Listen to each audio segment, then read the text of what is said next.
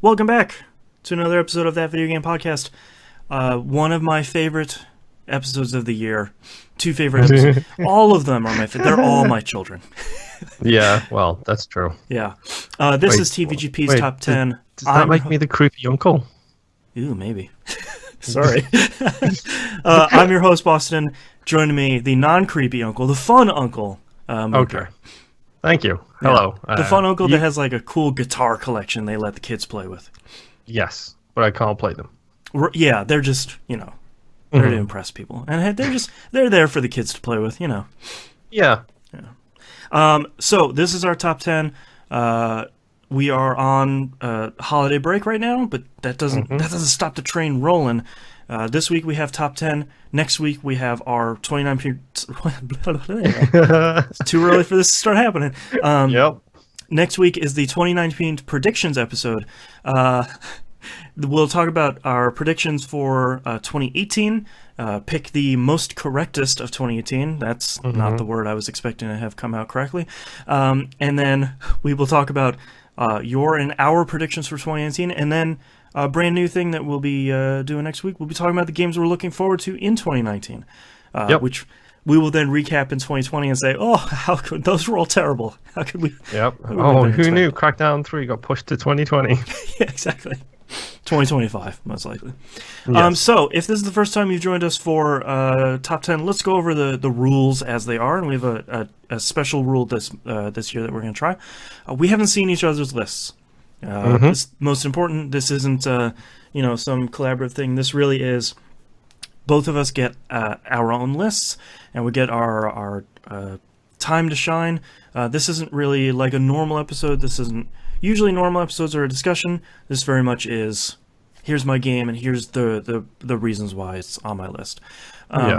We will cross discuss. Like if something is on both of our lists, we'll discuss it whenever the person brings it up, and anything additional we can add on later. Yeah. We don't have any real rules on what people have in their top 10 lists. These really are our individual lists. We're not going to say like no remasters and no remakes and no Switch ports and nothing like that. Like if it came out in 2018 or like left early access or got a remake or something, that's fine. We've had some conversations during the year where it's like, oh, does this count? And it's like, yeah, it came out. Maybe it was big DLC and maybe it was a remake. Whatever. It counts. We may spoil some stuff in our lists. We tend to not lean towards the giant bomb end, which is just watch out the whole time. It's all spoilers. Open season on story discussions. Yeah. There are going to be some games we talk about. Stuff that's been recently released won't be majorly spoiled, but we'll try and give a heads up. This list includes games that came out in December 2017 till December 2018. We record this pretty early, so stuff that's coming out early December usually doesn't make the list. So it's a little bit... You might see a little bit of stuff from 2017. Always a reminder, this isn't the best game of the year. This isn't the best these aren't the top best games of the year. This is our most favoritist. Yeah. These are the games we loved the most, so... we're going to miss stuff and we're going to forget stuff, or we just didn't play it. That doesn't mean they're bad games. That doesn't mean we hated them. They just didn't make it on the list. Yep. So like normal, we're going to go Moon's list and then my list, but Moon presented a little twist on the rules this year, or the flow this year that I really dig, so we're going to do that this year. So we're going to alternate our lists, so 10, 10, 9, 9, etc. And we'll see how that goes. We're going to do that for... top 10 and most of the other categories that we go through. Let's just start, Moon, with your number 10. Okie doke. Starting with the controversial one first. My number 10 this year is Sea of Thieves. Oh, right. Now, there is quite rightly so, a lot of criticism pointed at Sea of Thieves. The thing that brings this to my top 10, brings it onto my number 10. Like, the game is gorgeous. Like, if you've seen screenshots of the game, you know how great it looks. It controls really fantastically. It's got great physics. It's got so much positives in it. But the thing that makes it, I mean, something we talked about as well when I first started playing it was the what we referred to as the rare charm. Like it does feel like it has that charm of the rare studios of old, even though that studio basically doesn't exist anymore. The thing that brings this game up onto my list is the game is what you make of it. Like this game is one of those games where if you put the time in, if you've got the crew to play with, it can be one of the best experiences in video games. It's unbelievably fun when you have a crew which is that kind of crew. Like I play with my wife, with Charlie, and with Kat, and all three of those are absolutely crazy. So I'm kind of the straight man on the crew, and I've got shipwrecked Charlie trying to crash us into rocks. I've got my wife throwing like TNT barrels and swimming with them under the other ships, like, and Kat just being Kat, like, or Space Daughter as she's also known. Like I have three of the most fun people to play that game with, and that's what accelerated this game to my number 10. It's like it doesn't stand out. Like there's so many issues with it progression wise. Basically there is no progression. Like the grind is real with this game, but at the same time I'm playing it with people who I love playing games with, and it's like I'd love to play it with people like Brain Eater and T-Bomb Rocks from the community, like playing it with those, like switching out with other crazy people and seeing what stupid stuff we come up with, like firing yourself over an island to try and land on somebody else's ship on the other side of the island, like using the new Shark megaphones to yell at people who are on the other side of the map. Like it's so stupid, but that kind of is what gives it its charm and what takes this thing to number 10 for me. It's there because of the fun I made with it, with those specific people. Like, right. It's a fun game if you let it be. If you go in there by yourself, you're gonna have some issues. Yeah. My number 10 is Minute. This is one of those games that I think you can look at it and it's a lot of people call it 2-bit style. It's mostly black and white. And the whole crux is it's a game you play 60 seconds at a time. Once the minute is up, you die and you go back to your checkpoint. And it's one of those ideas that on paper you look at it and you go, okay, like it's either going to be really great or it's going to be just an exercise in frustration. And they managed to design this game so tightly and to get rid of so much of the fluff that would normally be in this game, that each time you respawn back at whatever home you're spawning in, those 60 seconds, you're always doing something, or you're at least making progress to figuring out how to solve some sort of puzzle. And it's never, you're never banging your head on a puzzle for 10 tries or so. Half the time you're not even banging on it for 5, because the game knows you need to keep moving because you only have those 60 seconds. Yeah. And they intelligently remove that limitation during the final boss, and give you, if there is a time limit, the boss's health stays the same between respawns. They do some really great stuff, and I think Minute is on my list because I think this is such a great example of people taking a crazy idea and designing this game to within an inch of its life and somehow making this crazy idea really fun. And yeah, I wish that people would play Minute. I wish more people would play Minute. It's super short, obviously because you're only playing a minute at a time. But there's so much in that game that's so easy to love, and I think 2018 was a really hard list to make, but Minute was an easy game to put on my list. So that's my number 10. Nice. Number 9's Oh, this might be one of the controversial ones. Okay. Marvel Strike Force. Yes. This is a game which at one point a lot of our community was playing, and Myself included. yes, and kind of bounced off it for understandable reasons. A big thing for me is Marvel Strike Force is essentially a clone of Galaxy of Heroes. I was a little bit obsessed with Galaxy of Heroes, Yeah. and because I essentially lost my save file because I was playing it on iOS and my iPhone, which was my UK iPhone, broke.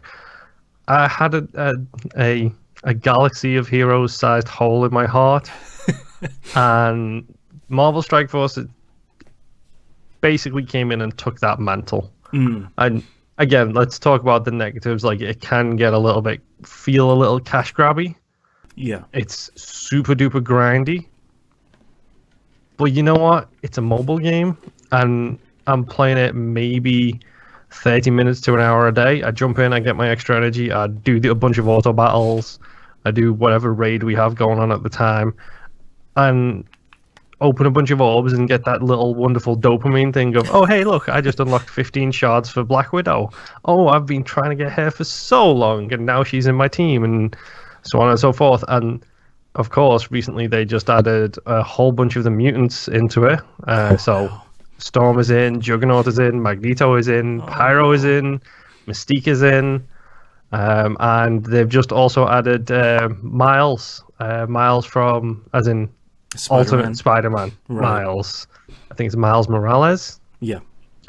He's just been added in, and his event is going on right now. So it's without a doubt the game I have played the most, bar none, the entire year. It can't go higher on my list because of the issues it has, but I still have fun with it. But at the same time, I am also one of the most patient people who are like, oh, this big 12-day event, I ain't got the squad to get the character I want. That's fine. I'll wait until 2 years down the line when I do have the squad, and I'll be fine getting them then. So I don't feel that pressure mostly because I've trained myself to not buy into microtransactions. Right. So because of that, it doesn't really get to me too much. Like, the amount of ads they pop up, it's about as bad as most mobile games could be, but still not as bad as games can be. Yeah. And my note here says, please see Fallout 76. Yeah. It's a good game. It looks amazing. I don't know how they've got that tech looking that good on mobile phones. That was the thing I was going to mention. Probably one of the best looking mobile games I've played this year. Yeah, and like the custom animations they put in for each character and stuff, like, is amazing. Like, when you're Wolverine and you use essentially the Berserker Claw move on Hulk, he literally jumps on Hulk's shoulders and starts slashing at his face. Yep. It's great. Yep. Black Widow does the jumping up on the shoulders, like, headlock takedown thing that she does from Iron Man 2 movie, I believe it is. Yeah, I think so. Like, they've got all these custom, like, animations for certain character types, and you know what? It's just fun to see these little digital heroes just punch each other in the face. Yeah. So, my number 9 is Marvel Strike Force, and it has its flaws. I know that. My number 9 is... I will continue to say this. 2018 was a really hard list to make. Number 9 is Yoku's Island Express, and it hurts my heart that it's down this low. Mm-hmm. There's just so many great games this year that it has to go somewhere. Yes. Yoku's Island Express is probably the most blue sky game I've played in a really, really long time. Literally, the first note I have on Yoku's Island Express is, it's the blue sky game I needed. Yeah, and this is another thing, like Minute.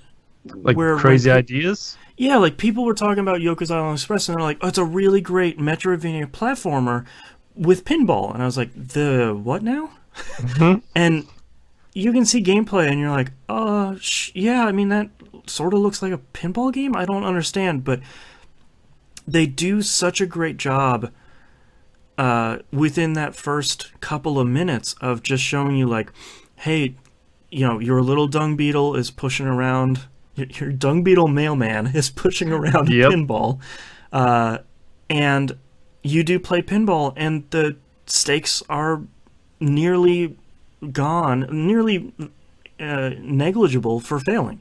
Yep. Another note I have on it is it's a no-fail game. Like Yep. it doesn't feel like it matters at all whether you go through the bucket like 20 times or 30 times, and it's simple enough to play. And I mean, let's talk about the art style. Like, Yeah, gorgeous. the game looks amazing. Like, it's Super so fun crisp. soundtrack. Yes. Yep. Oh, I forgot about that one as well. Yeah. And I like the fact that it's a very, very simple game. It's very fun. It's very enjoyable, but it does have that slight element of there is some really stupid secret stuff in there if you want to Yeah. go looking for it. Yep. Yeah, I that's one of the other things I liked about it too is it uses its light Metroidvania to its advantage because if you just want to play the whole game straight through, that's fine and you're going to have a really great time. But there's all these little unlockables and mailboxes to toss random mail into, and Which can we just mention how great that is? That he doesn't actually care whose mail it. He just literally shoves a handful in yeah, there. he just throws a handful of somebody's mail in somebody's mailbox. It's really great. There's all these hidden puzzles, and you can paint your ball different colors that unlocks different stuff. But you don't have to see that stuff if you don't want to. The main game and the level design is really great, and I think it feels so great because it never overstays its welcome. Yep. And it builds and builds and builds all the way to the end, to where there's like 2 or 3 really great boss fights at the end, which is crazy for a pinball game. And specifically with a couple of them, the way they incorporate multi-ball into it is so perfect. Yeah, there's one boss battle, not really a spoiler, but you do all this stuff on the board, the play field, to unlock a couple of additional characters, and that they turn into the multi-ball that then they attack the boss. And it's just like, you go through that 2 or 3 times, and it never feels old, and by the time you're done with it, you're like, all right, that felt like enough. And Yeah. Yoku's Island Express, I bought it on a PlayStation sale so that I could play it again. Like, Nice. and I know the Did you game has play it multiple. Did you play it on Switch originally? I did, and Switch is a really great place to play it on, especially in that screen. The game looks really sharp. But that's one of those games where I could see myself every once in a while just like deleting my save and be like, all right, let's play Yoku's Island Express again. And it's just a really great game that does all of its parts really well. And for me, most importantly, never overstays its welcome. But by the time you're done, you're like, all right, that was great. Like, that was... I can go do secret stuff, but that was really good. Yeah, I got the full 1,000 gamer score on that game, and I couldn't have been more satisfied at that point. Yeah. To the point where I was like, maybe I'll start this over again. Yeah, there are 3 save slots. Mm-hmm. Yeah. So number 9 is Yoku's Island Express. See, the great thing here is number 8, Yoku's Island Express. Hey, there we go. Yeah, everything you just said. Like, literally, it's like my main 3 notes are blue sky game I needed, no fail, simple to do, and it's just relaxing. And this year, I needed one of these games. I needed a game with no extracurricular stuff or no, like, the world is ending kind of thing. It's like, no, it's great. And yeah, Yoku's Island Express. My number 8, Boston. My number 8 is Ni no Kuni 2 Revenant Kingdom. Yoku's Island Express is a really great Blue Sky game. Ni no Kuni 2 was an unexpected Blue Sky game for me as well. We don't always get those in JRPGs. It's always like, oh, this industrial complex is taking over. Oh, my spiky hair and my giant sword. We gotta go take down God. That isn't Ni no Kuni 2. It is, I'm a politician, and whoops, I got sucked into an alternate world, and now me and my young ward are gonna go collect Higgledies around the world. What's that magic item that you possess, which fires things at people and they die? It's a gun. Like, yeah, they don't understand what a gun is. It's amazing. What's so really great is like, early on in the game, he like holds up his gun and he goes like, "Well, how are we gonna make ammo for this?" Basically, one of the characters is like, "Hey man, we got guns. I got you. Well, we know what guns are. It's fine." Hmm. I think Ni no Kuni 2, when I think about it, it's just a game that's nice. Yeah. Most of the stuff is happy. The villains aren't really doing anything that's that terrible that often. There's a couple of scenes where so like, ooh, that's not great. But like in the end, the heroes and the villain win. Like you get the best of the happiest endings, and I think combining that with them learning so many lessons from the first Ni no Kuni about let's remove so much of the Pokemon stuff, which wasn't super successful, or remove the intense grind from the first one.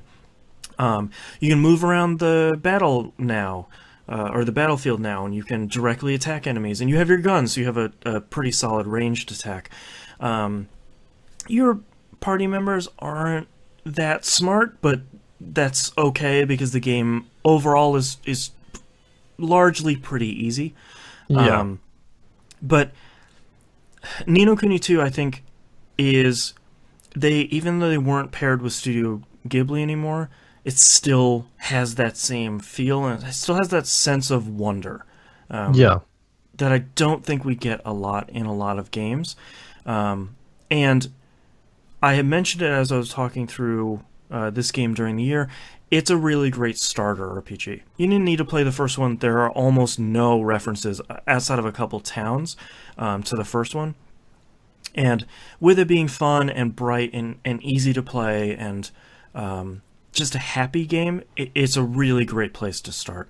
And one of those games that came out this year, and it's like, okay, yeah, cool. RPGs can still be really great when the world isn't ending. And Yeah. I really dig that. So that's my number 8. Okie doke. My number 7, and this is again 2018. Surprisingly tough year. Yeah. My number 7 is Dead Cells. Ah, yeah. This was the toughest one to place on my list for me personally, because it's probably one of the best made games of this year. Mm-hmm. It's probably one of the best roguelikes of all time. Mm-hmm. Mechanically, it's fantastic. It feels good to play. The issue I kept on running into was I kept on getting the screen lag issue. Yeah. Which killed me several times. Like, that cost me a run more than once, which is a problem. Yeah. And to be honest, as much as I love it, I kind of fell off it a little bit. And I think the reason I fell off it was probably because I was so obsessed with getting other games completed in time for Game of the Year. Right. But the game is amazing. Like, it's top of its class. It's again, let's talk about word salad / boggle. It's a Metroidvania roguelike, which Right. is kind of unheard of. But still, the game is incredible. Like, the story's dumb. It's very basic. Like, it's funny, but it's very, very basic. Mm-hmm. Like, the different paths you go through to unlock the different glyphs and the different things, different abilities that you can get, and how much they change the gameplay is super surprising. Like, when you've got the wall jump and the wall climb and everything else, it's just like, oh, now I see where the speed can come from. Right. The art style is amazing. The controls are fantastic. It's probably one of the best in class roguelikes ever made. Like, I would put this right next to Isaac for me. Like, maybe for me it would maybe be Isaac then this. Yeah. I mean, I haven't played some of the other big ones, so Rain game, can't remember the name of Risk it. of Rain.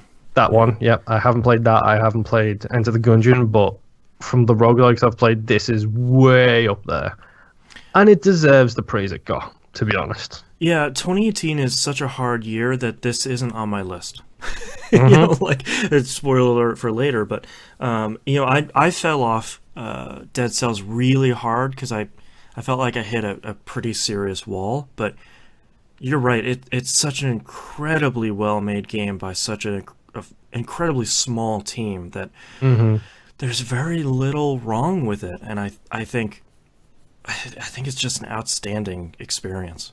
Yeah, it's top of its class in almost everything. Like I said, there's just a couple of things I bumped my head against, which I really struggled with, and the biggest dive I took from playing this game was after the screen lag issue had caught me and killed me, Yeah. like 4 times over like 6 runs, and then I was just like, I'm done. I'm gonna wait for a patch. Yeah. And then because of all the pure quantity of games coming out this year, I haven't even seen if there's a patch for it yet.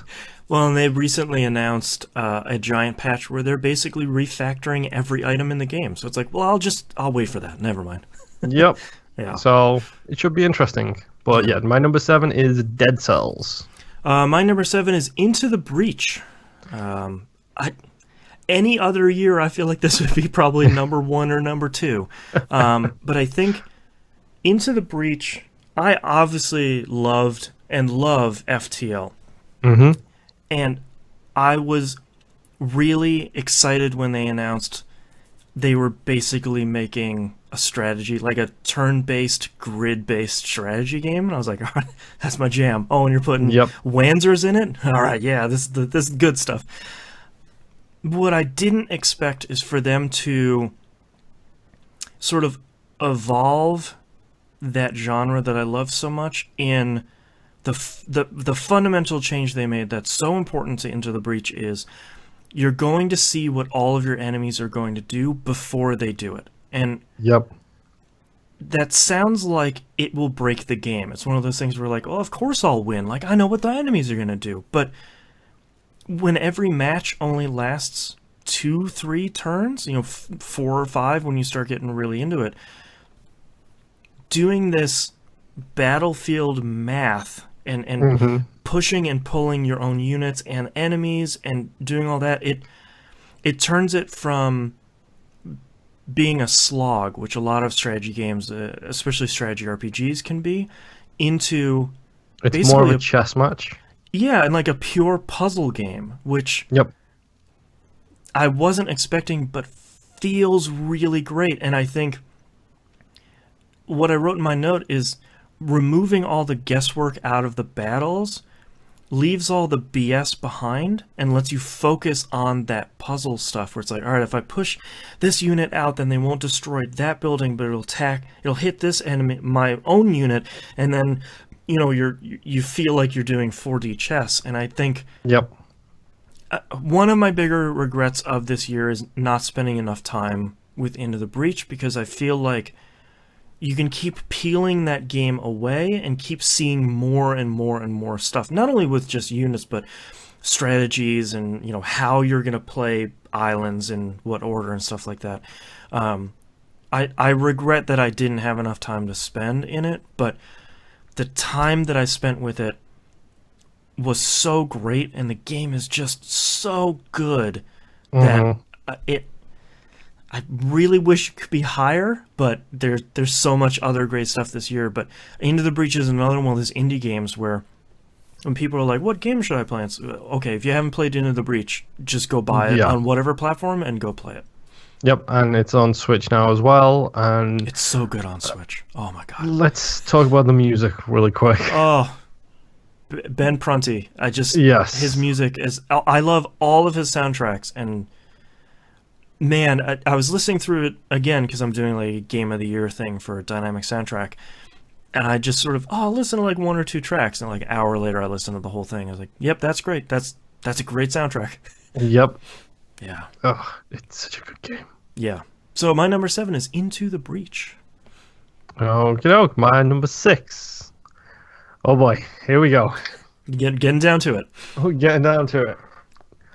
My number 6 is Vampire. Yeah.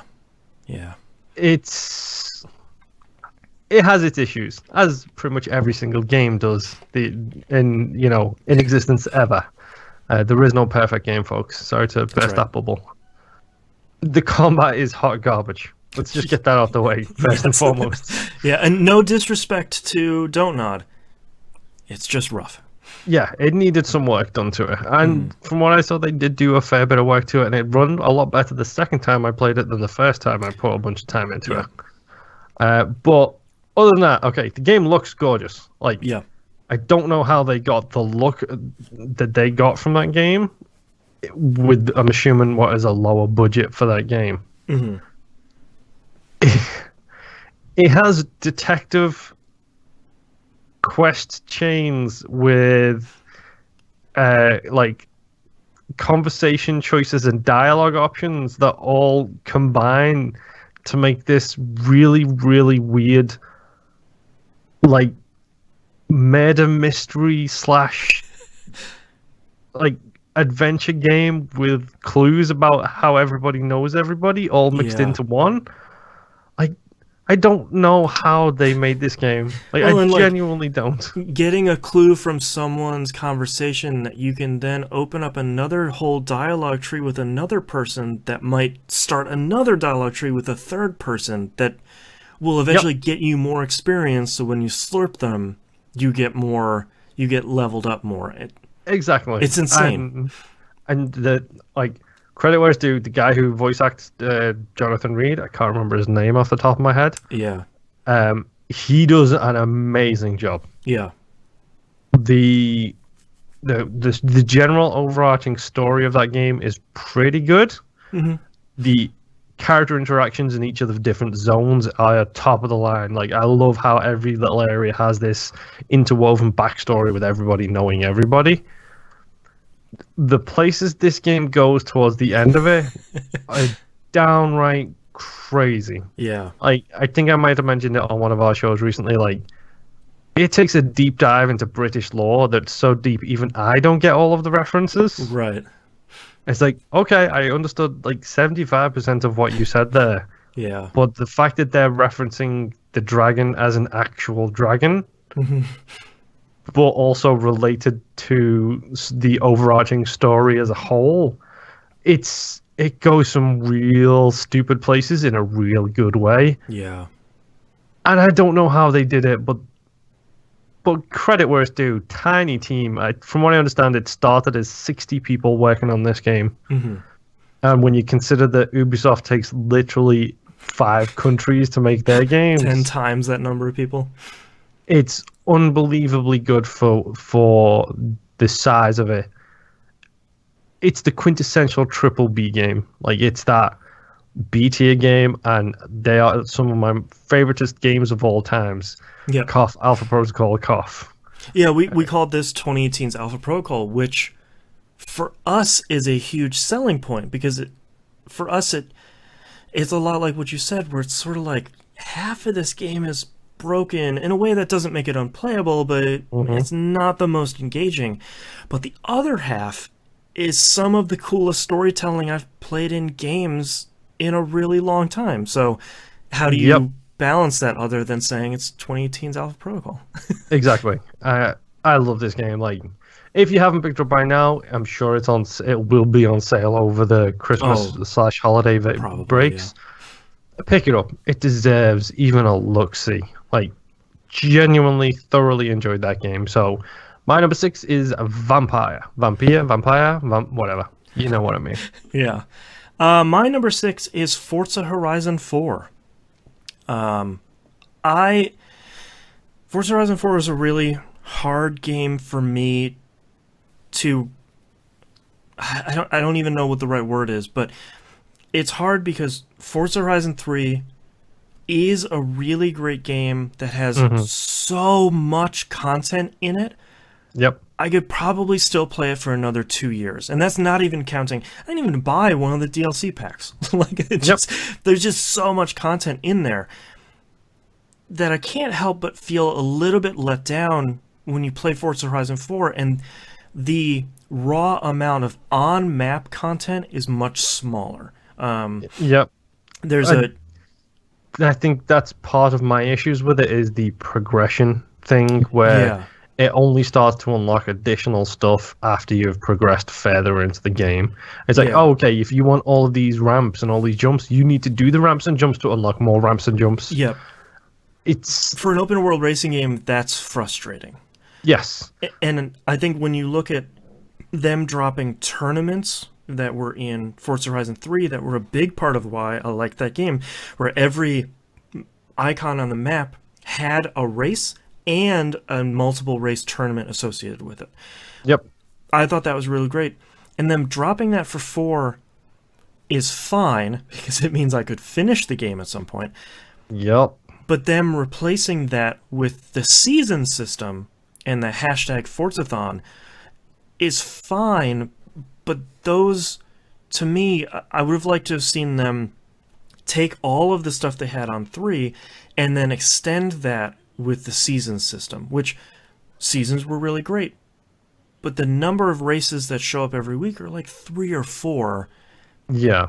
As opposed to 100 more that you had with tournaments. Yeah. And the Forzathon stuff is fine, but I'm not really in a Forza Horizon game. This is going to sound weird. I'm not in a Forza Horizon game for multiplayer stuff. Yeah. For me, it's just climbing through the ranks, upgrading my bracelet, and buying houses, which was a thing I didn't expect to like as much as I did. Yeah. Not to mention unlocking the Carlton. Yeah, finally got that Carlton, and then dropped that game. Yep. But on the other side of the coin, that racing still feels so good. It just... Yep. I know people, when they love Gran Turismo, that racing just clicks with them and it feels right. No other racing game, no other modern racing game, because I've loved, PGR and a lot of that other stuff. No other modern racing game has felt right to me. Having that really perfect balance between simulation, where you just get enough of it, and then the craziness of arcade, where you just get enough of that, where they have continued to find that, for me, that perfect middle ground of somehow having best of both worlds, and it still being a really fun and really rewarding racing game. And I think Forza Horizon 4, for all of its negatives coming from 3, it's still just so good to plop a car in that world and just drive and do tricks and do ramps and do all this stuff with the unfortunate negatives we were talking about. But God, it just feels so good. Yeah, it does. And it's one of those things as well where the Forza community never fails to impress with stuff like the skins you can get for all the different vehicles is absolutely crazy. Day one, there's 50,000 skins in the store for each car. Yeah, it's like, oh, I got a Volkswagen Beetle. Oh, look, there's Herbie. Of course, there's Herbie. And Goku. Yeah, and Goku and everything else. And World 1-1 somehow. Yes. Quick note as well. It's 4K HDR. Yeah, I wish I had an X for this game, man. I have the 4K TV and HDR TV, but man. I made this reference a couple of times already this year, but this is the game that I played the opening mission an hour after my wife played it, and she was blown away at the difference. Yep. It got her to buy a new TV. That's how good this game looks. It's unbelievable. I mean, there's some issues as well, when we talk about the progression, the fact that it's kind of streamlined it to a negative, both a positive and a negative. If all you want to do is street races, that's all you unlock, that's fine. If all you want to do is dirt races, that's all you unlock, that's fine too. It feels for me, it just feels like a bit. I end up doing a bit of the grind, where it's this is the one I'm going for. I'm going to go down that path until I hit the end, and then I'm going to change vehicles and do something else. Right. Which, it's both good and bad. I mean, I love the online open world aspect of it, because everybody is a ghost and nobody can mess your stuff up, which is amazing. Yes. Thank you for that, people. Forza Horizon 4, it's a great game. It's a true quality game. Mm-hmm.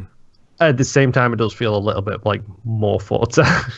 Yeah, and I that's always a concern with them putting out more Forza Horizon. It's yes, more Forza Horizon, and then you get into it and you're like, it's more Forza Horizon for the best and the worst reasons. Mm-hmm. So we're spoiling it right now, I guess. My number 5 is Forza Horizon 4. There we go. And I think to maybe expand on it a little bit more, I am surprised that they put like quest chains in the game, and they largely worked. Yes, they do, and it Yeah, surprises me to know it. And they keep putting more out. Apparently, it's like every yeah, big patch, they seem to be adding new ones, and it's like, okay, yeah. whatever. Yeah, More I really cars, dig the yeah, first one where you're doing action scenes for a director that seems too cool for school, but eventually starts becoming more and more concerned about your well-being, and then trying to be yeah, cool about it. yeah. I love that one, and the your main guy's like side hustle of just drive really quick in these cars Yep. because we're renting them to rich people for monies. So go Yeah. have some fun before we do. Yeah. Yeah. Forza Horizon 4 is really great. It is a frustrating and semi disappointing game, but not really when it's still Forza Horizon. Yeah, it's that weird dichotomy of more of the same, but still it's so good. Like Yeah. you have every right to not like this game, and you have every right to absolutely adore this game because it's the best and worst of everything Forza. It's like getting your favorite dessert again. You know, it's sort of Hmm. like, yeah, I could try something else, but man, this is so good. This is some good cheesecake. Yeah. Yeah, exactly. That was your number five? That was my number five. Yes. My number five is Celeste. Um, Celeste is really something special, sort of for on both ends of it. I think this is one of the the tightest one of the since Super Meat Boy, this is one of the tighter indie platforming games I've played. Hmm. The rules aren't complex. It's you have a jump and a dash, later a jump and two dashes, Hmm. and that's it. You know, Yeah. sometimes platforms will move when you dash, sometimes they won't. Sometimes platforms will move when you stand on them, but the core of the gameplay, like Super Meat Boy, is very very simple and controls so well. Yeah. In a way that's so hard to explain when a game gets it right or gets it wrong, how the just even the jumping works. It within the first two or three screens in Celeste, you already know how to play the game. It has taught you all of its rules for movement and taught you, you know, your climbing and exhaustion, and you're good. And that's it. Yep. But on the other side, what I think is so interesting about it is number one that it had a story that's good at all, because that's not I what I would have expected. No, we wouldn't have expected the quality of story from that game, but also the fact that it tackles some real deep issues too. It doesn't Yeah, just it's not just a surface thing, and I apologize in advance, Mario and Peach, of go save the princess or whatever it is. right. It's a very serious discussion on mental health and self-worth Yep. and a lot of like self-belief and things like that. It's a very deep, touching subject, and they handle it with the respect that it deserves to have. Yeah, because now when you read about the game, now it's been out for a while, a lot of people, including myself, will say it's a really good look at depression and anxiety and coming to terms with who you are and sort of growing as a person, but it never manages to feel pandering, or it's never really wallowing in its own depression or anxiety, which is a fine line to dance. What it does instead of making your character the bad guy or the other side of you, your quote unquote enemy, Theo, any of these people are never really the bad guy. The mountain is. Celeste itself Yep. is your enemy, and sure, it's a an allegory for, you know, making it to the top is for, you know, coming to terms with yourself and really growing up as a person. But it never felt preachy. It never felt really bad, and I think Celeste is really interesting and important because I've spent more time talking about how it tackles these themes more than I have about the incredible gameplay and sort of soundtrack that will be important and interesting for a number of years to come. Oh yeah. And it's certainly not a perfect game because I felt like the ending dragged on a little bit too long gameplay wise. But man, I didn't even play that many of the B sides. I recently found out there's C sides, which is insane. Which are absolutely crazy. Yeah, so I wish there was more to talk about it, but you sort of have to play it yourself to get the story. I can tell you a lot about the platforming, the puzzles, and all that stuff, and maybe one frustrating boss battle. But all of that sort of pales compared to all of that stuff coming together in such an incredible package. Yeah, and give it full credit as well for not being judgmental at all. Mm-hmm. Like, it has an assist mode in there, and it says right at the top, it's meant to be played without it. If you cannot play it without it, put the assist mode on. Yep. You're fine. You won't miss anything. We're not judging you. Like, however you want to play it is okay. Mm-hmm. Yeah, like, it's genuinely really well done. Like, one of my favorite Game Club games we did this year. Yeah. Oh yeah, hands down. There were a lot of good Game Club games this year, but man, Celeste is one of those where it's like, all right, I'm glad we played it shortly after it came out because that's one of those experiences where you look at it and you say this is the great part about indie games. Yeah. Large games like this, excluding Senua's Sacrifice, they don't typically deal with themes like this honestly, other than, it's a character flaw. And Celeste never treated it like that, which is really great. And Celeste is just a really great game. And I really clicked with it. I really loved it, and enough for it to be, number 5 on my list this year. Yeah. So for the record, I will say from my number 5 to my number 1, we were talking about this pre-show last week. Mm-hmm. Any one of them could have made it to number 1 on my list. So yes. Forza Horizon 4 to anyone after this could be number 1. And it was a tough decision. Yes. So expect some blood to be drawn from like Forza onwards from my personal list. So my number 4 is Assassin's Creed Odyssey. Yes. It's a mind-blowingly good game. Mm-hmm. It's got probably the best protagonist in Assassin's Creed history. Certainly my favorite. I think the only person who really comes close is maybe Bayek for me. Yeah. Like, I was never a big fan of the older Assassins. Like, I love them all for their own individual reasons, but Bayek and Cassandra like stand above all of them. I mean, it's ancient Greece, so it's beautiful, it's amazing, it's legendary in so many ways. There's the mythical things that you end up facing in that game, which are hilarious and amazing. Yep. There's the 3 main storyline system of the game. Yes. And that doesn't even include the mercenaries system, which is in there as well. Like, there's so much about this game that is incredible. Like, how they implemented the choices, dialogue boxes, things like this into an Assassin's Creed game. Yep, a full dialogue tree. Mm-hmm. And how they made them work and then work effectively is beyond me. Mm-hmm. It's so good.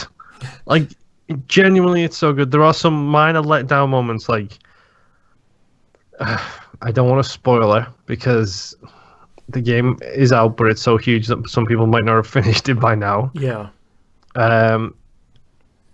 All of the 3 different main storylines have their ups and their downs. I felt like they tried a little bit too deliberately to go for a crocodile moment from Origins. Yes. And it felt like I saw it coming, whereas the crocodile, I did not see that moment coming at all. No. Whereas this, it felt from the get-go like it was like, you're going to try and do that to me again, aren't you? I talked about it. I was a guest on a Rational Passions podcast this time last year. We were talking about Nier Automata. And I said about Fable 2, you see that dog and you're like, you're going to kill that effing dog, huh? Like, you can see these moments. The crocodile moment from Origins was so great because they just dropped it in there. But I feel like when you try to do this stuff really early on, it's sort of like, okay, I see where you're going. Yeah, and my specific note about that says it literally does not have the crocodile punch, which sounds like something it Crocodile isn't. punch. So good. The outside of the Animus stuff is okay. Like it's nothing groundbreaking on the outside of the Animus stuff until literally the final outside of the Animus moment. Yes. And then it's just like, okay, mind blown. There is a suit involved. I'm not going to talk too much about it, but that moment is incredible. Yes. There is some interesting things that are going on with the Isu in the game, which is really incredible too. Yep. I like the fact that I got a bad ending and it was better than the good ending. Yes. Which kind of makes me laugh a little bit. Yeah. And it makes sense. Like, I felt like it ended very satisfyingly on my playthrough, whereas other people have expressed not so good happiness with the ending that they went through. Right. The thing that stopped this from being number one for me, it's too big. Yeah, it's way too big. Like, that's literally the thing that killed this from like I said, any one of them could have been number one. The thing that made sure this wasn't was the size of it. If it would have been a much tougher choice if this game was 20 hours shorter. Yes. And that sounds like a shocking thing to say. Yeah. But my save file is probably like 110 hours at this point, something like that. Yep. The game is huge. Yeah, I'm wrapping up content, and I've been racing through that game, and I'm at like 65 hours. Mm-hmm. Like, it is just, it's big. I took my time. I did so much stuff, and then by the end, I was just like, you know what? Enough of this. I'm just going to beeline for the end of the game because I've had enough of this stuff. Yep. So, the game did also have the jump the shark moment for me. Yes. Which I believe me and you disagree on whether or not that's a good thing or a jumping the shark moment. I think it is a thing. Yes. It's an Assassin's Creed thing. Yes. Which, I mean, it kind of leans into the Assassin's Creed thing, but at the same time, it's just like, no, just anybody else would have been fine. You went too crazy. Like, you could have had an Isu be there and that would be fine. Right. But to do what they did felt so weird. Yeah. Again, trying not to spoil it because the game is big, and even if it came out in February, there's no guarantee you're gonna keep playing it. And we'll be doing a spoiler cast on it as well. So. But yeah, Assassin's Creed Odyssey is my number 4. It's a great game. My number 4 is Dragon Quest XI: Echoes of an Elusive Age. I think. Obviously, I like JRPGs, and if you like JRPGs, hold on. A guy who record scratch. A guy who hosts an RPG specific podcast likes RPGs. I think if you like RPGs, though, you'll probably enjoy Dragon Quest.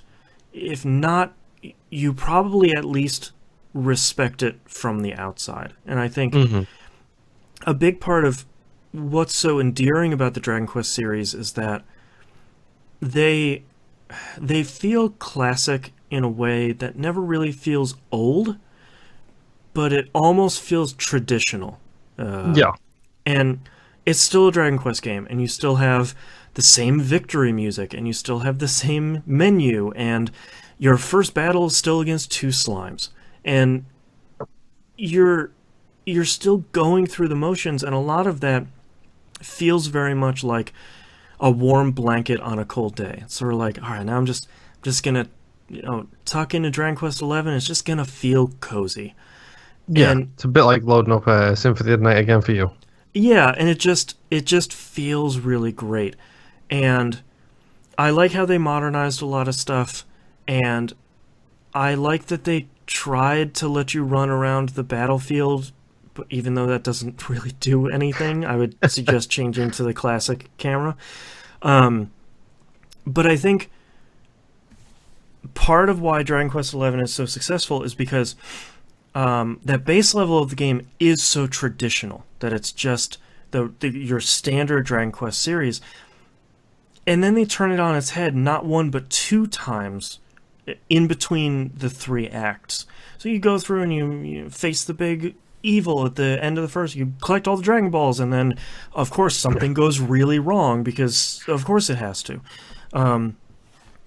And going through that and going through the second act to sort of rebuild felt really great.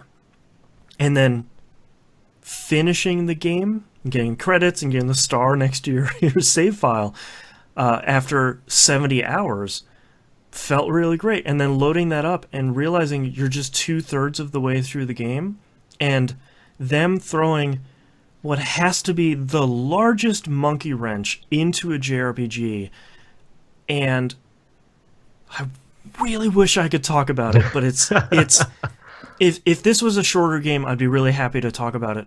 But it happens 60 to 70 hours in, and it's so impactful on the game overall and the story structure that I really, really, really don't want to spoil it.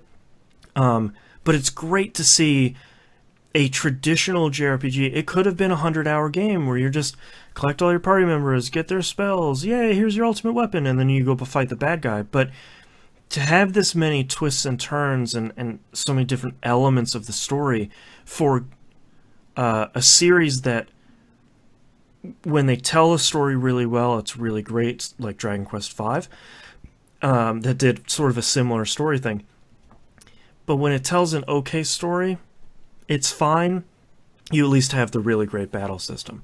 But man, Dragon Quest XI that's one of those games I picked up this year saying like, all right, I'm going to get to it. It'll be fine. It's Dragon Quest. I know exactly what I'm getting into.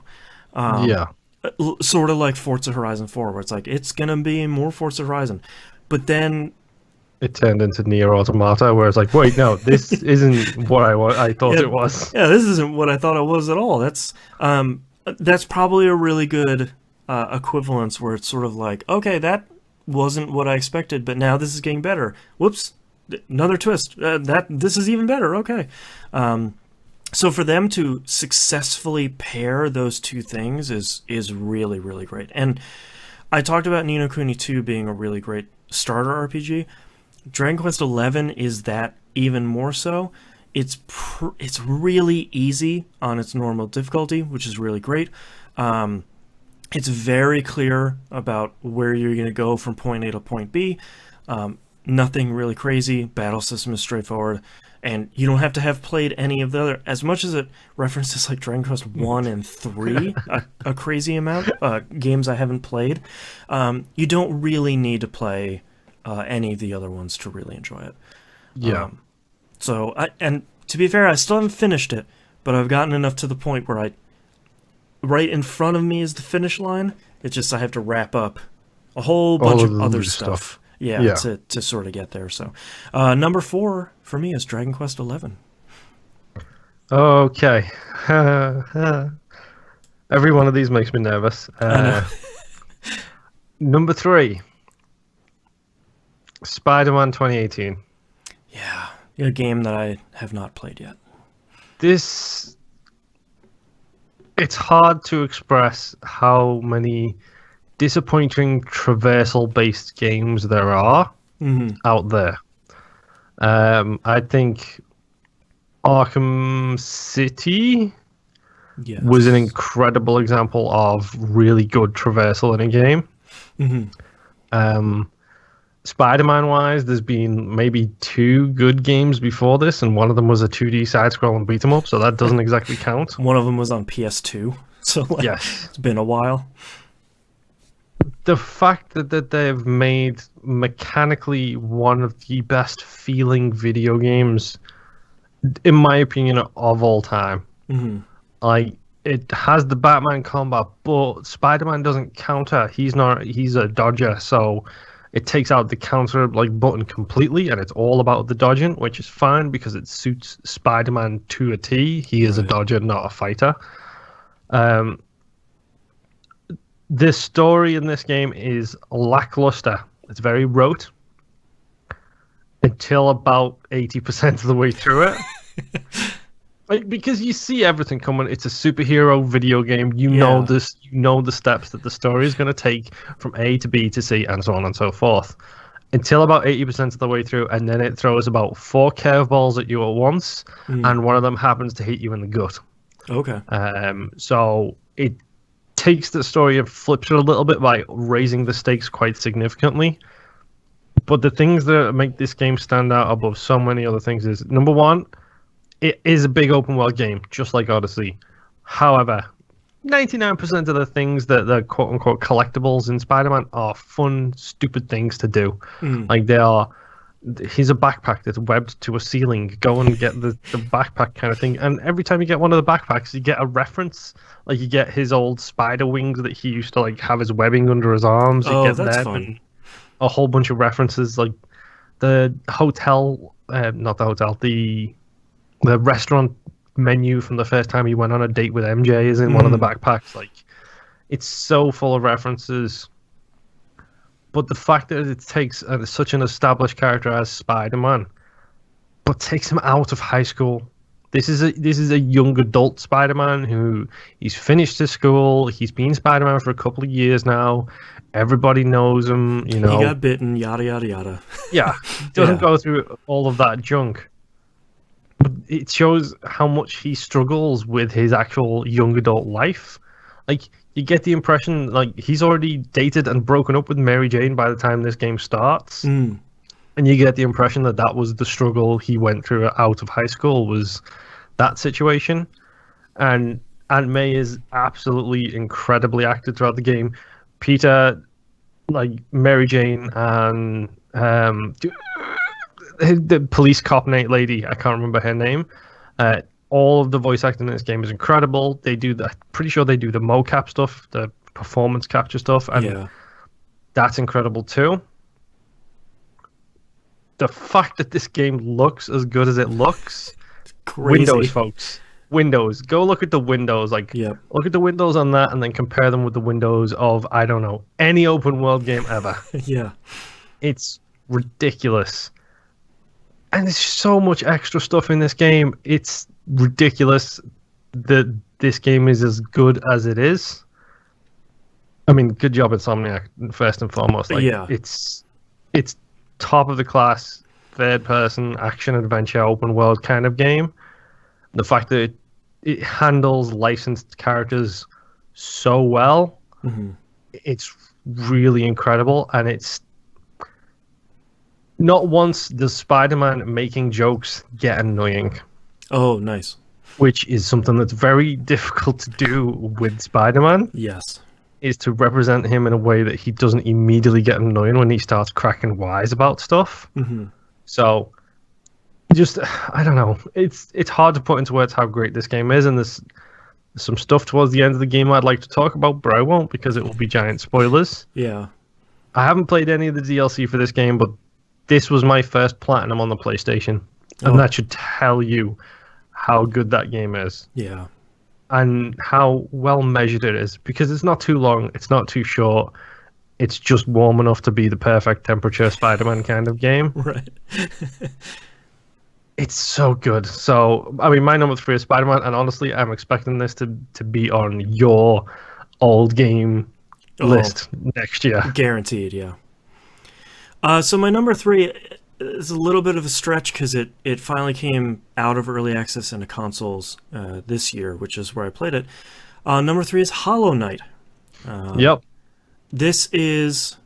I have a lot to say about Hollow Knight. This is one of my favorite Metroidvanias of all time. And I think where it's so successful is it manages to take a map that is huge and, to be fair, a little too big. A little too big? It's very big. It manages to take a map that is really distinctive and really interesting visually, sonically, and it all ties in to itself really well. That taking that and taking a great Metroidvania map and then combining it with some of the best aspects of Dark Souls, which is world building and building a mystery, Sarah McLachlan, in a game like this, goes such a long way to making the world so great. If you look at something like Symphony of Night. One of my other favorite Metroidvanias that admittedly feels very old nowadays because it's like 20 years old. A world building in there isn't really great, which wasn't a thing developers were doing at the time. But having all of this lore and having all these interesting characters and having this failed, destroyed, and decaying kingdom that there's always this question of, did you have something to do with that? Like, what's your role in this kingdom's demise is really, really interesting. And for them to never really give you the straight answers, you can read the codex for all the enemies, and that gives you a lot of info, and there's a ton of text for all the characters. I think that elevates this game so much that to me, the mystery is what kept pulling me along, where on your first playthrough, map discovery is a problem. Moon is figuring that out firsthand right now. Yeah, for the record, this game is actually, along with Into the Breach, which I meant to mention earlier, Into the Breach is on my honorable mentions, and so is this. Yeah. For the reasons we are probably going to get into now, is like I haven't beat the game because I have been headbutting walls for a fair while. And it's a big game with a ton of secrets and just a ton of map, and it can be frustrating. And I used walkthroughs in my first playthrough pretty often, mostly to get the right direction where I'm supposed to go, where it's like, all right, go to this area and then go here and then talk to the map guy. It's like, okay, cool, I've got the map, I can start building it, that's all I needed to know from this walkthrough. Or like, when I really got stuck, it's like, oh, go butt stomp this area. I think, to me, that stuff wasn't as big of a hurdle that it is understandably and fairly for a lot of other people. And I think one of the downsides to that is that combat is rewarding, but it's challenging. I don't think it's ever impossible. I think there are a couple of bosses that are the difficulty spikes are off, through the roof, like the 3 whatever the things I just recently beat were. The Mantis Lords, those are the ones. That mage guy that gives you the Desolate Dive, the butt stomp thing, that guy's real tough. Fighting the 5 Watcher Knights, those guys are really tough. Nosk is one of my least favorite bosses in this game by far. And I think this is one of those games that I love so dearly, and it's one of my favorite games of all time. But I so understand why people bounce off of it so much, is that if you feel pulled by the world building and the map design and the art style and God, the music, it's so good. The music is incredible. Like the one that's stolen me away right now is the City of Tears music. Is so good. It's one of the best pieces of music I've heard in video games in a long time. It's worth mentioning, like, I genuinely, there's so much about this game I love, so much frustrates me, and I think this is the perfect example of your opinion of video games are subjective, and it does not matter what format it's in, podcast reviews, videos, whatever, it's all subjective, because Hollow Knight, even I know playing it, this is a you game, this is a Boston game. Yep. And Hollow Knight feels so different playing it the second time, because I know, I got the Desolate Dive. Okay, I can go do this. I got Crystal Dash. Okay, now I can open up these 2 or 3 additional areas. And then I'm using my second playthrough to explore a lot of the post-game DLC content, which has been really good, but so incredibly hard in a way that is really rewarding. And the game, I never feel, is that unfair to you as a player. Oftentimes, if there's a really hard boss, there's a shortcut you can use to get to it between the bench and the boss. All of this clicked with me in such a really strong way. And it's so strong that I know that it's one of those games that I will recommend to very few people.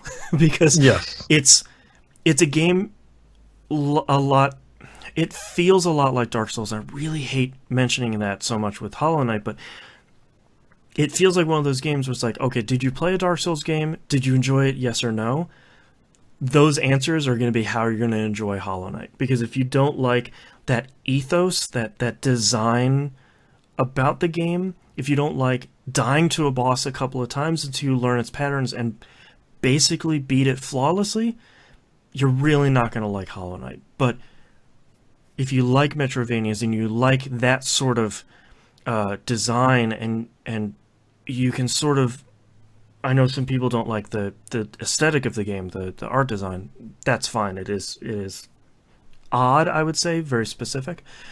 But all of that stuff really combined in a way that made me just really love Hollow Knight to a crazy degree. I think there's something special about it.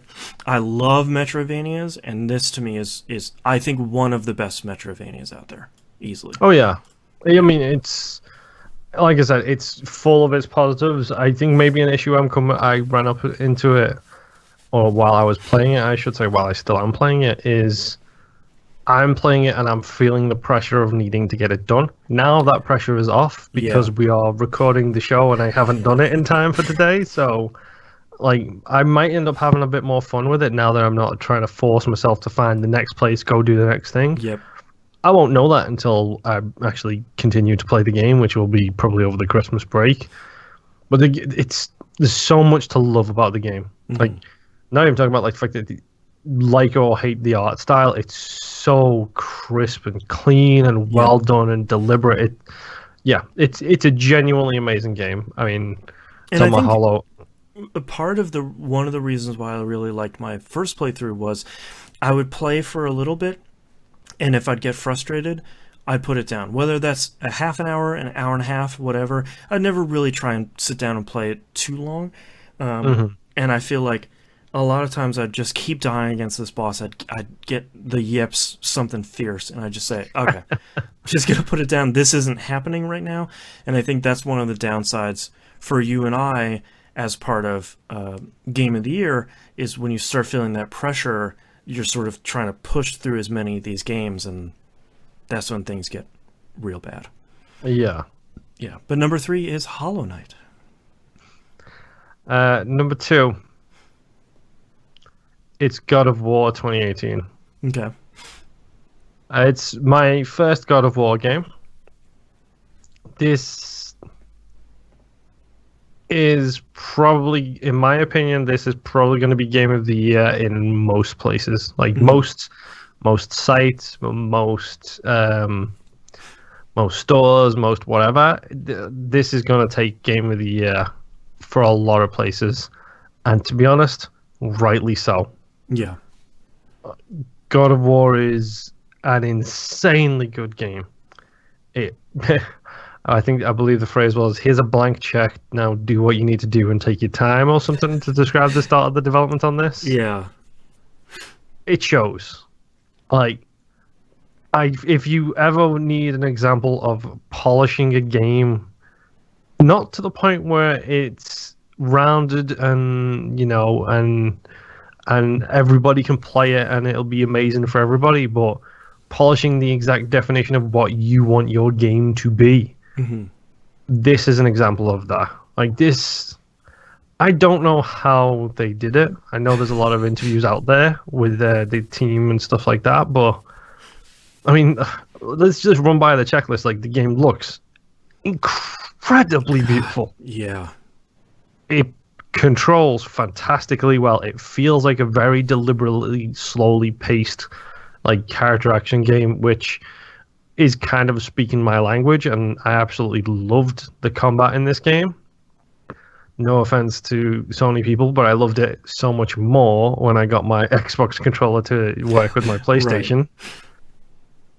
The story in this game starts really good and just keeps getting better. Yep. All throughout the course of the game. Did we do a spoiler cast on this earlier this year? We did, yeah. I believe we did. Yep. So if you want our opinions on that, go listen to that. But it's like ratcheting the tension and the, oh my word, what's next? like over and over and over and over again.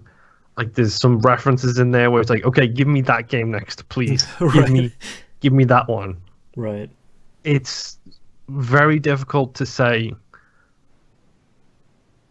that a game has taken all of its pieces and made as good a game as they could. And we mentioned earlier there is no such thing as a perfect game, and God of War is not perfect. It has some issues. I think it's about as close as we're going to get for a long time. Yeah. It's the fact that it ends on a cliffhanger for God of War 2 as well, which So good. they have taken this thing that clearly the team loves, and they have made something truly special, like truly incredible and truly special. Yeah. And good on them for it. And like this will quite rightly take Game of the Year in so many circles, Yeah. and it deserves it. And I'm an Xbox fanboy, so that should tell you how good this game is. Yeah. But yeah, my number 2, it's God of War. It's my number 2 is Assassin's Creed Odyssey, and so when I made my top 10 list, I did this knee-jerk thing where it's like, I'm just going to organize all of these, and here's my top 10. 3 down, solid the whole time. The last couple weeks, set in stone. His last 2 have been flip-flopping pretty much every day ever since then, and to me, they both do great things really well. I think Assassin's Creed Odyssey, I don't have a ton to add on top of what you said. I do want to say Cassandra is probably my favorite Assassin's Creed protagonist. I really love this game. Cult of Cosmos is great. The mercenary system is great. The Triangle Quest is fantastic. I will do a spoiler cast. We have a lot of thoughts about that. I will agree, game is too big. I feel like I've gotten the trophy for touching on every piece of landmass. I still sort of feel like I haven't seen everywhere. Like there's a couple islands where I'm like, what's on you? Like what are you doing over there?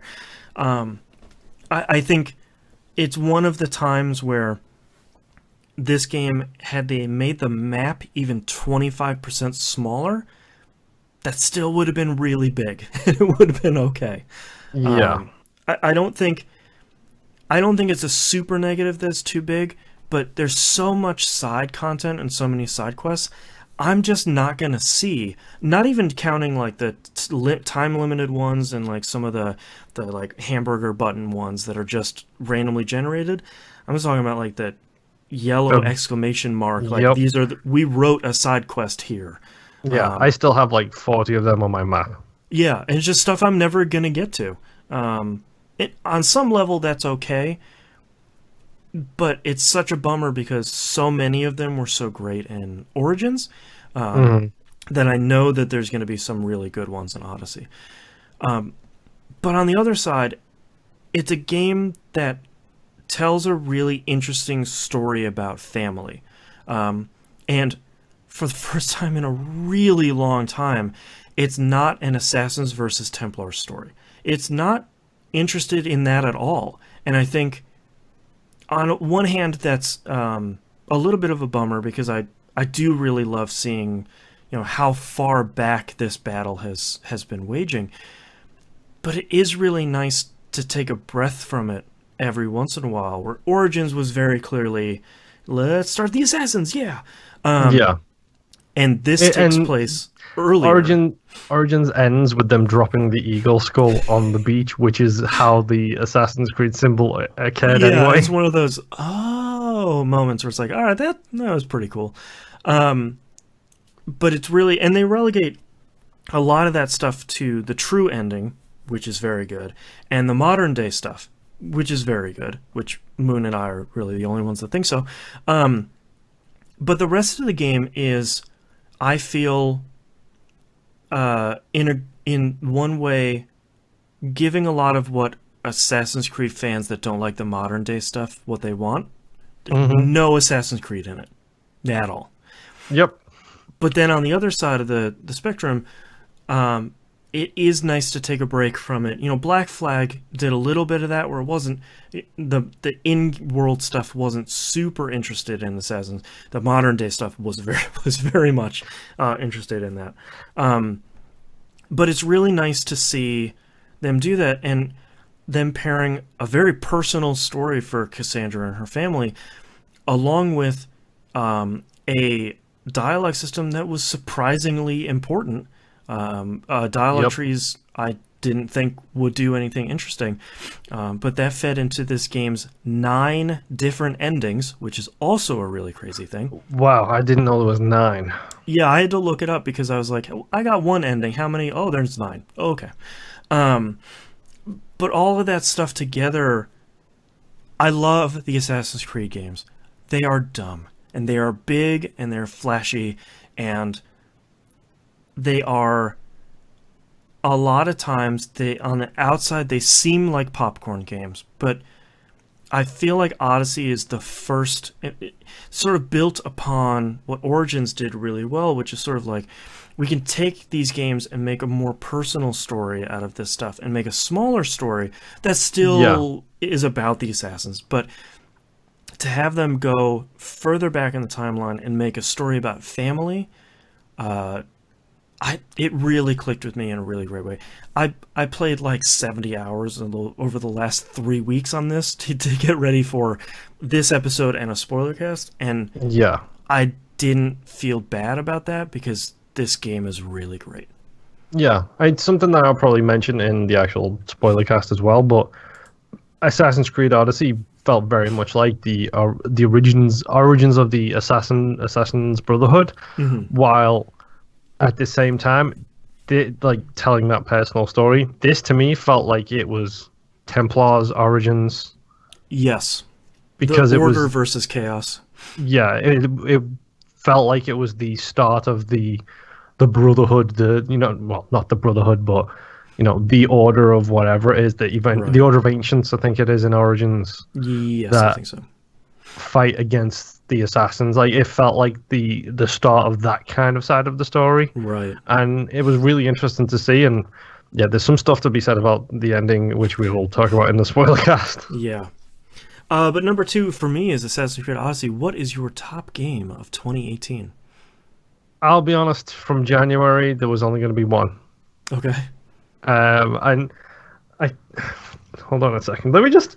Sorry to delay the drum roll here. I'm so excited because I thought it was going to be God of War. I'm anxiously anticipating. I just need to really quickly check on my top game of the year 2017 list here. Okay, no, it wasn't. Number 2 was a January game from last year. Okay. So my January game this year, it's Monster Hunter World, dude. I mean. Oh, that's right. That did come out this year.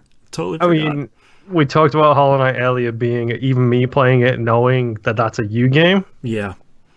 Monster Hunter World is 100% a me game. Yeah. It is not for everyone. This will not win Game of the Year. This will not take that title from anything else in any other places except for maybe personal lists. Mm-hmm. Monster Hunter World is the game that this series has deserved for so long. Right. Which is to say, it's multi-platform for the first time in I don't know how long. Yeah, maybe ever. Yes. It's ridiculously beautiful looking. Like, yes. You don't have to be a fan to look at that game and know that it's gorgeous. The sense of scale... The only game that beats it on the sense of scale for me is God of War, and that's because they do some crazy stuff in God of War. Yeah. The controls are not perfect, but a lot better than they used to be. Mm-hmm. It feels like a really good, nice, big stride towards the everybody can play this now. It's not as dense as it used to be. Right. Which... To me, it's that perfect stepping stone where I can play it and a bunch of other people I know can play it, and they can see why I gave myself cramp for 3 weeks in my hands so I could play this on the PSP back in the day. Yeah. They can see why I linked a PlayStation Portable up to a third-party downloadable app on the PlayStation 3, so I could play via fake Wi-Fi connection with Right, Soul Man. tunneling your internet. Yeah, this is the game that takes all of the reasoning behind that. And don't get me wrong, I'm crazy. I understand that I am crazy. I understand that this game tickles that moon sense right in just the right spots. But the things they did just for and to this game to make it as big as it is, it's so impressive. Like, I didn't expect to see Monster Hunter on streaming, like, top of the streaming sites. Like, Right. Best-selling game of 2018, Monster Hunter. It's ridiculous how good this game is. Like, this is a franchise that Capcom have had for probably decades at this point. And this is the first time that this franchise, I feel, has had a game that it deserves. Yeah. Where it's just right enough. Like, still got some of the awkwardness that old fans like me will love, but it takes away all of the extraneous BS. You don't have to go mining to get a whetstone anymore, but yet you still do have to whetstone. But you don't have to mine every time you need a whetstone. Like, it takes so much stupid stuff out of it and just makes it so much more accessible to everybody. Not including the presentation, the scale, the look, the feel, everything, the different variety of stuff. The fact that it has online lobbies that work now as well. I mean, that in itself is incredible. Yeah. I put close to 200 hours into this game within like 2 months. Yeah. And every now and again, I just dip back in, see how things are going, play a couple of rounds, and then jump back out kind of thing. Monster Hunter World is my game of the year 2018 because, number one, it's a me game. The most you game. It's the most me game. Like, my final note on this is it's a 100% a me game. Mm-hmm. But the reason why it's number one, number two, or the second reason why it's number one is because, to be honest, it deserves it. Yeah. Like, the team behind this game deserved a lot of recognition for doing the impossible, and that is to take a valued franchise that has a very protective fan base about it. Yes. And making a game that pleases both them and new starters and people who've heard of the game and never been able to play it. They did the impossible with this game. Yep. And I've got nothing but love for them because of it. Yeah. Like, my number one is Monster Hunter World. You knew it from January. Everybody knew it from January. We all knew it, we just forgot. Yes, exactly. Yeah. It's a Resident Evil 7 all over again. Yeah. That's right. My number one is God of War. I am surprised about this. For a long time, while I was building this list, it was Assassin's Creed Odyssey. But I think when you look at it's really a comparison between the two games. I think it is an evolution of the character action genre. I think it is the ultimate sad dad game, which I'm hoping is now going to go away for quite a while, because I feel like Kratos and Atreyu is like the ultimate sad dad combo. Yeah. But I think where Assassin's Creed Odyssey told a story about a family well in a game that was good, God of War told an incredible story about a family very, very, very well with very few problems. I have some problems near the end with some secondary characters and their relationships. Coupled with that, a game that felt the right size. Yep. Had impeccable combat. It was solid at lower difficulties and good on higher difficulties. But then managed to defy expectations. As someone who has played most of the God of War games, including the PSP ones, which are really good, the way that they managed to take the God of War series and sort of grow it up a lot. no more screaming Kratos, no more killing 15 gods in a game. But them removing that, they still managed to keep the giant scale that they had, and they still managed to make points a spectacle. That's sort of what you went to old God of War games for. There's the famous God of War 2 where you're walking down the chains and you're walking for what feels like 15 minutes as this thing just gets bigger and bigger and bigger and bigger in the distance. Yeah. They do that a lot more environmentally, like Hell this time is an incredible area. The World Serpent. The World Serpent, some of the boss battles you have are just these incredibly big and great looking moments.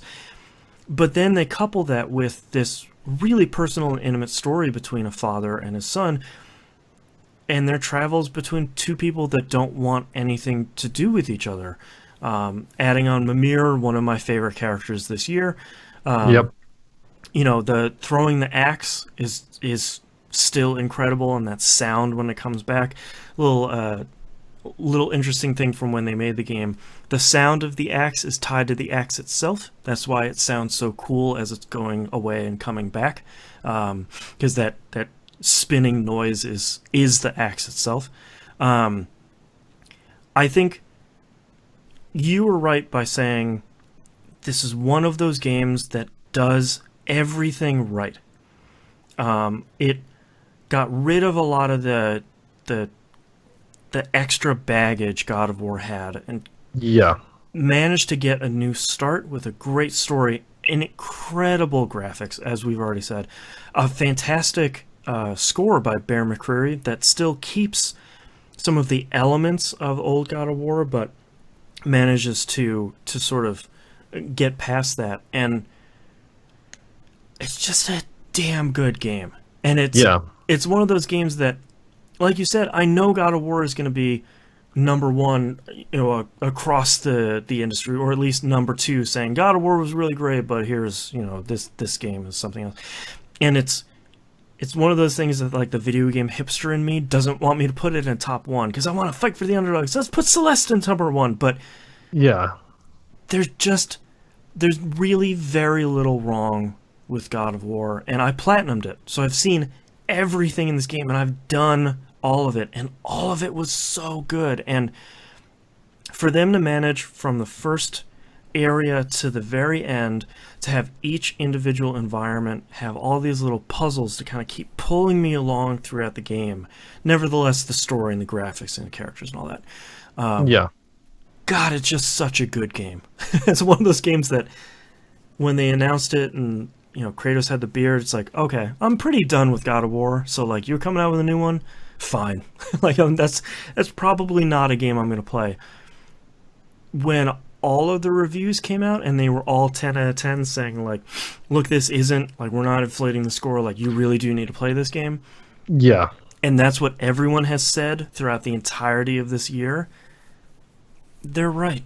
It's one of those platform defining games. Like, if you get a PS4, you need to get God of War, you need to get Horizon Zero Dawn, Spider-Man. Like, you need to get these exclusives to the platform because they're the reason you got it, and these are the showpieces.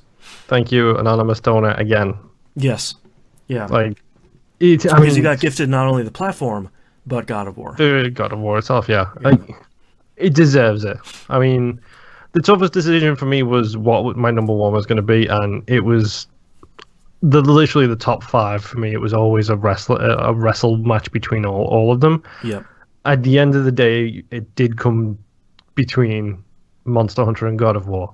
Yep. And if Monster Hunter wasn't as really high quality as it is, it would have lost it this year. And that's me saying that as the Monster Hunter super fan of the show. Right. Like, that's like saying Persona 4 came out this year and you played Persona 4 for the first time this year. Yeah, exactly. Yeah. Like, God of War, it's an unbelievable story. And like you said, I think you actually put it perfectly, like yourself. It's not a good story. It's an incredible story. Yep. It nails storytelling in a way that very rightly tells the arc of their relationship of Atreus and Kratos. Kratos. Thank you. Amazing voice acting on all fronts. Christopher Oh, yeah. Judge is probably the best choice to play Kratos ever. Voice actor for Atreus surprisingly good too. Kids in video games are usually like, "Ooh, god." And I love the bombs that they drop at the end of that game. Yeah. There's like 3 or 4 bombs that are just like boom, You're like, "Oh, hello. Oh, you what? Okay. Yo, that's happening. Oh, okay." and it's a genuine, like I said, rightly so. It should probably be number 1 on my list. It's not because I can't help myself. Because Monster Hunter is really good. Yeah, Yeah. but it's got it. I mean, it took. We already know it took Game of the Year at the Game Awards. Yeah. It deserves it. It will deserve every single Game of the Year award it gets. I feel really bad for Insomniac. Yeah. And I feel really bad for Capcom for releasing Monster Hunter and Spider-Man. And even Ubisoft for AC Odyssey. Yeah. They released these games in a world where God of War was released. Yeah. And they had to know they were going to take second place in most of the things this year. And Yeah. I feel bad for them because, I mean, let's face it. Monster Hunter World, God of War, Spider-Man, you haven't played it yet, but I'm pretty sure you'll be I have with it me installed on on this. my PS4 right now. Yeah. Assassin's Creed Odyssey. Those 4 games, any one of them could hit number 1 in most people's lists. Yep. Monster Hunter World, depending on your patience for the series, but God of War, Spider-Man, and AC Odyssey, most people will have them on their lists this year. Yeah. You all in the community voted for your game of the year. And this year we'll do a top 3 because I don't know why I wasn't doing that before. Number 3 is a 12-way tie for third place.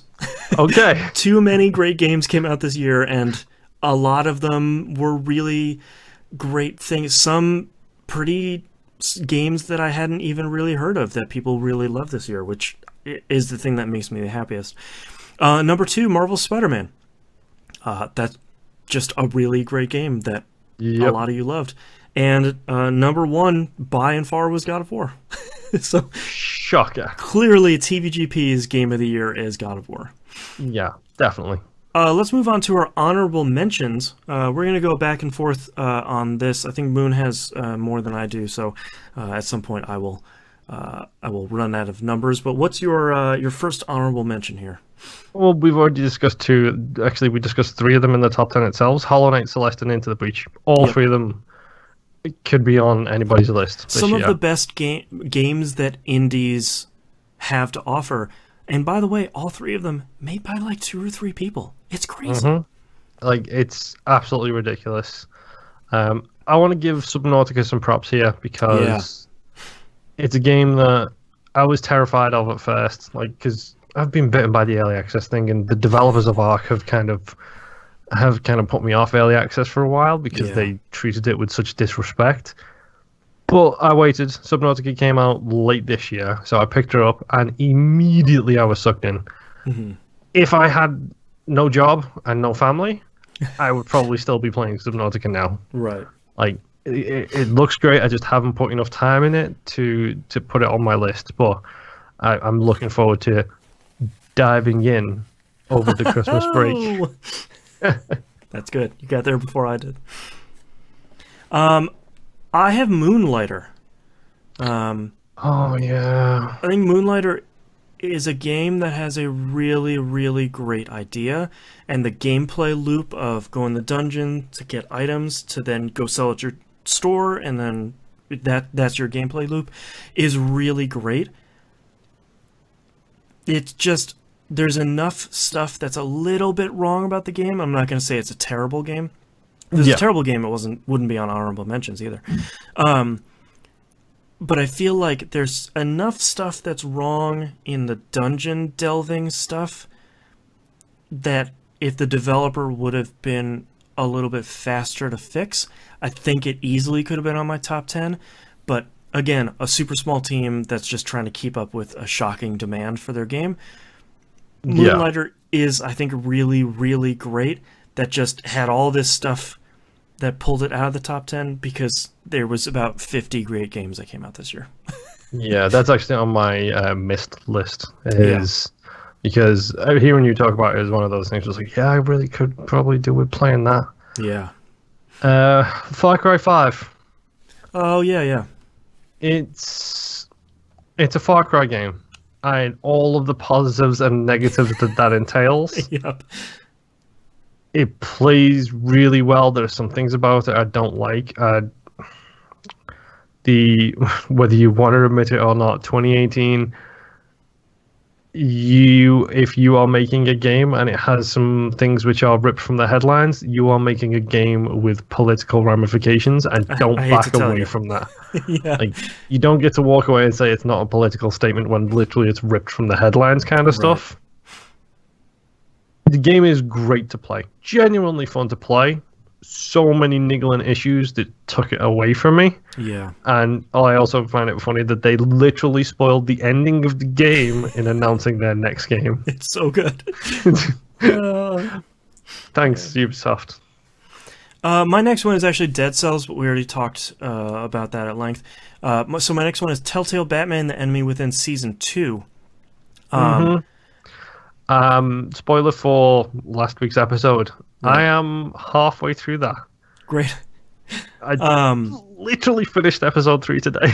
Oh man, I think the Telltale Batman games are one of the reasons why Telltale was so good at what they did, and they do characters so well. This push-pull between Bruce and Batman and John Doe and the Joker throughout the entire season is just this. You're getting pulled back and forth, across this line so many times, and every time it's just agonizing having to make these decisions and knowing where it's going to go, but still trying to pull him back off the ledge through the whole thing is just, it's so good. And it's one of those that for a long time was it number 11 on my list, and it couldn't crack that top 10, and it's really upsetting because both of those seasons are so good, and so many people haven't played them because it's a Batman Telltale game, which I get. Yeah. But man, Season 2 is so good. Ugh. I mean, let's just throw that out there as well. The engine improvement is unbelievable. As someone who literally 2 weeks ago finished Season 1. The first season, and then jumped immediately into Season 2. The difference in that engine. Oh, hey guys, if you put the work in, it does. Yeah. It can help. It does pay off. Weird. Oh, but yeah, episode 3 I finished today. I'm so excited to see where it goes. It's kind of ridiculous. My next honorable mention, Vermintide 2. Yeah. A game I adore playing, but just have not had the time to play. You kind of need to play it with other people, and the AI can cut it, but don't cut it. But I've kind of been waiting for a time for me, T-Bomb and Brain Eater, to all jump back in and play some. It's one of those things that schedules just haven't aligned, so I just haven't played enough of it. But it's Vermintide and essentially another Left 4 Dead, and I love it. It's amazing. I just not enough time. My next one is Donut County. I wish there was more meat on the bone because it would make it easier to get it in my top 10. It's a fantastic game, incredible soundtrack, really fun. There's just, it's not sort of big enough or long enough to really beat out anything else. You could probably do an indie games top 10 this year alongside your AAA, and you could probably fill both lists. Donut County is unfortunately in my missed list because it's one of those. I own it. I went out and bought it thinking I'll play that for Game of the Year, and then just my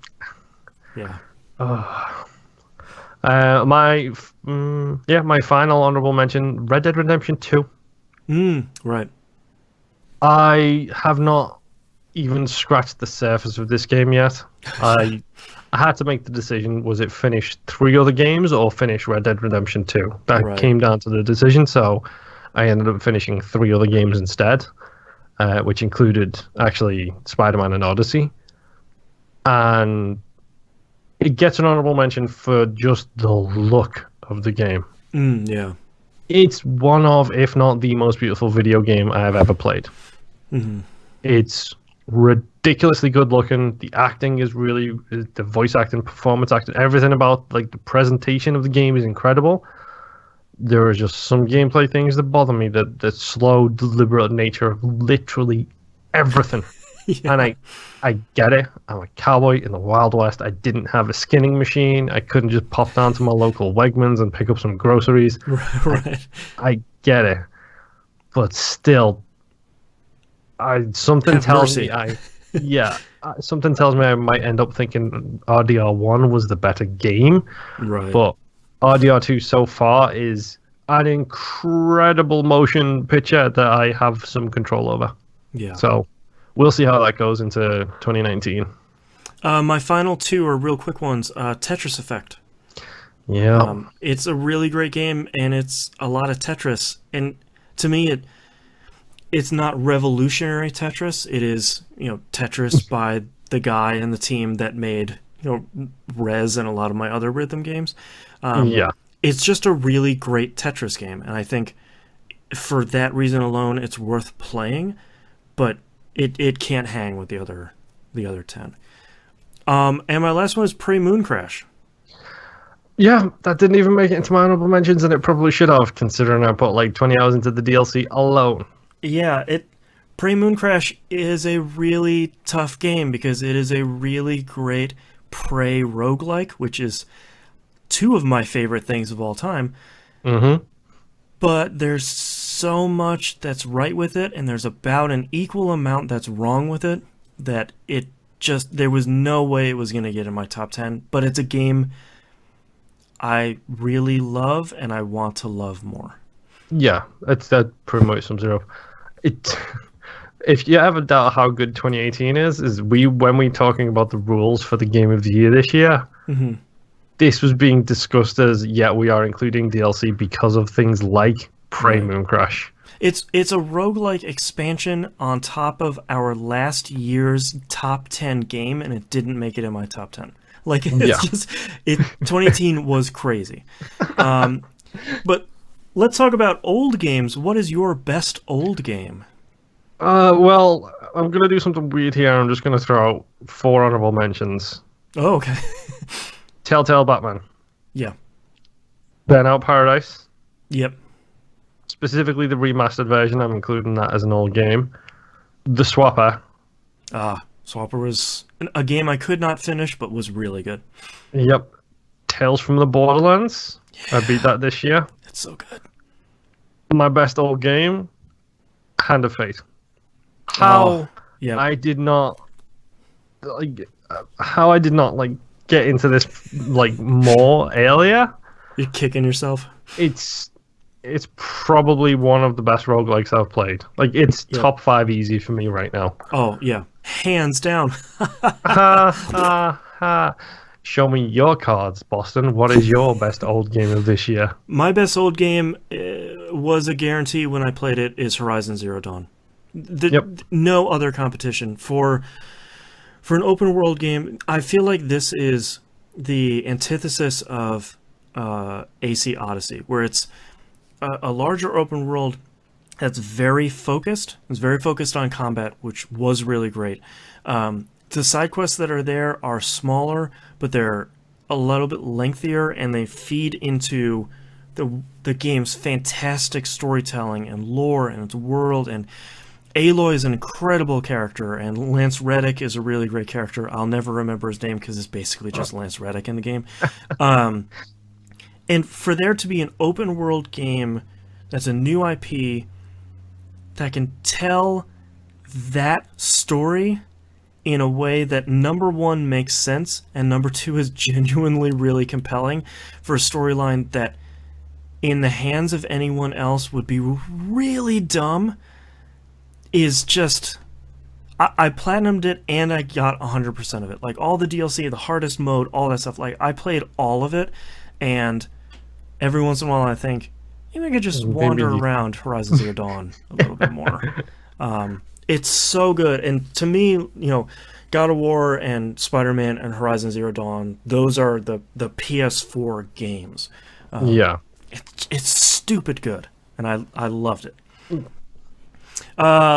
So last list we have here, the one we usually blow through pretty quickly here because we're coming up on 2 hours, is games we missed. Hit me with your list. Okay, I'm literally just going to go through, and if I feel like it, I'm going to give you a sentence on each. Okay. Okay, Inner Space, space-based roguelike. I got to get there at some point. Iconoclast, Game Club game. We'll get there. Dragon Ball Fighter Z. I wish. Fist of the North Star, Lost Paradise. It's a Yakuza game in one of my favorite animes. Yep, I want to play it so bad. Minute, obviously. Yep. Yeah. Yakuza 6. Yep. So, yep. Frostpunk. Yes, please. Oh, God, a strategy-based kind of thing. Oh, Yeah. I'm in. The Crew 2. Not because of its horrendous launch, mostly because I have experience with Ubisoft supporting games post-launch, and I'm It's very probably interested smoothed it out now. Yeah, I'm very interested to see where it goes. This is The Police 2. Yeah. Oh, I bought boy. you and I a copy during a price error, and we just have not had the time. Overcooked 2. Oh, yeah. 2 Point Hospital. I want to play that so bad. $40 though, I mean... Yeah, it's just... It's never been the right time this year. Yeah. Dragon Quest 11. Yep. Yeah, I kind of... You talking about that throughout the course of this year and on Discord made me really interested in it. Shadow of the Tomb Raider. Yeah, me too. Life is Strange 2. Yeah, someday, yes. Hitman 2. God, yeah. Battlefield 5. And Darksiders 3. Yeah, man. 2018 was an incredible year. And look at the games I didn't play. You could probably make a top 10 from those. Probably, yeah. You have most of the games on my list. I had 7 of them. The 2 that I have on my list that you didn't have, number 1, The Missing, the super long title, the sweary game. Oh, yes. I've seen a little bit here and there about it, but I'm trying not to spoil myself about it. It sounds really, really unique in a way that only he can make games. And The Return of the Oberdeen. Yeah, I had no interest in that at all, and then I started listening to like Vinny and Abby and the Beastcast people talk about it. It's like a mystery puzzle game. I really need to play it, but that's another one where just I did not have the time. Yep. Yeah. But that's 2018. Those are our games. Congratulations, God of War and Monster Hunter, for being the best games this year. I think we can probably give the overall TVGP Game of the Year stamp on it. to God of War. Yeah, God of War, you were stupid good this year. Yep. So that's our 2018. Now that we've sort of done that, next week, as I said, we'll look back to all of our probably hilariously wrong predictions for 2018. That's how it usually goes. Crown the most correctest of 2018, and then we'll look forward to 2019 with our predictions and games we're looking forward to next year. Thank you so much for listening. We'll see you all next week. Bye. And then you're watching the video. This is another 6 gig video. Yep. Thanks. Bye, everyone. Bye.